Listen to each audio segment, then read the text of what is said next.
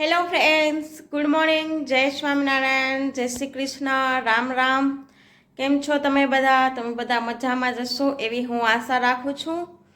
અને સાથે દિવાળી પણ બહુ નજીક આવી રહી છે. તો અમારા ગામના સ્વામિનારાયણ મંદિરમાં અંકુટ વણવા જવાનો છે.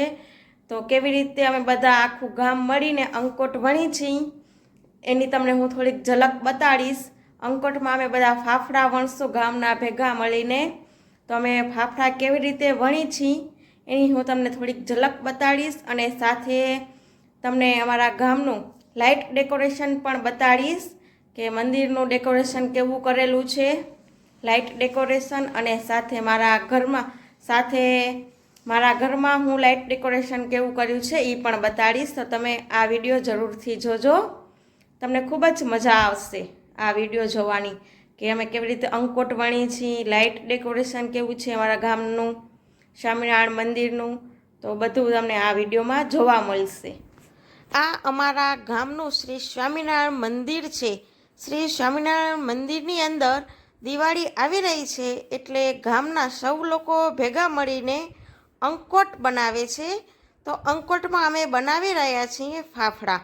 તો કેવી રીતે એ લોકો ફાફડા બનાવે છે ગામના બધા ભેગા મળીને એ હું તમને બતાવું છું. તમે જુઓ, બધા હાથેથી ફાફડા બનાવે છે અને કેટલા મસ્ત ફાફડા બનાવે છે, એકદમ રાઉન્ડ રાઉન્ડ નાના નાના. તો તમે જુઓ, અને તમે જુઓ કેટલા બધા ઉત્સાહથી બધા અંકોટ વણે છે. તો બધાને બહુ જ મજા આવે છે અંકોટ વણવાની. આખા વર્ષમાં અમે એક જ વાર અંકોટ વણવાનો હોય, જ્યારે દિવાળી આવે ત્યારે. તો જ્યારે દિવાળી આવવાની હોય એના થોડાક દિવસ પહેલાં અમારા સ્વામિનારાયણ મંદિરમાં અંકોટ વણાય છે. અને એ અમે અંકોટ હાથેથી વણી છીએ ગામના ભેગા મળીને. અને અમે જો હાથેથી અંકોટ વણી છીએ એટલે અમને બધાને ખૂબ જ મજા આવે છે. અને સાથે અમારા ગામના સ્વામિનારાયણ મંદિરના ફઈઓને પણ ખૂબ જ મજા આવે છે, કારણ કે અમારા ગામના બધા હોંશે હોંશેથી અંકોટ વણવા આવે છે એટલા માટે. અને ફઈ પણ બહુ જ ખુશ થઈ જાય છે કે ગામના બધા લોકો કેટલા ખુશીથી અંકોટ વણવા આવે છે.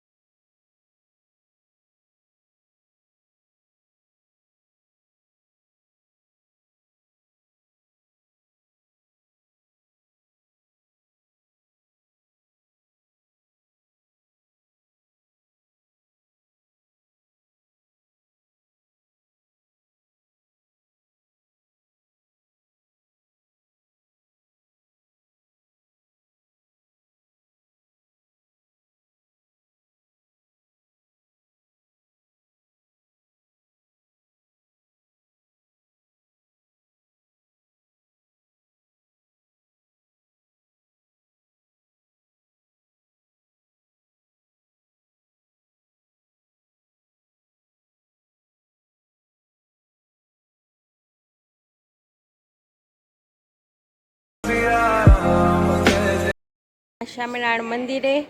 તો હું તમને અંદરનું વ્યૂ બતાવું લાઇટ ડેકોરેશનનું. તો તમે કોમેન્ટ કરીને મને બતાવજો કે કેવું ડેકોરેશન લાગ્યું અમારા ગામનું સ્વામિનારાયણ મંદિરનું.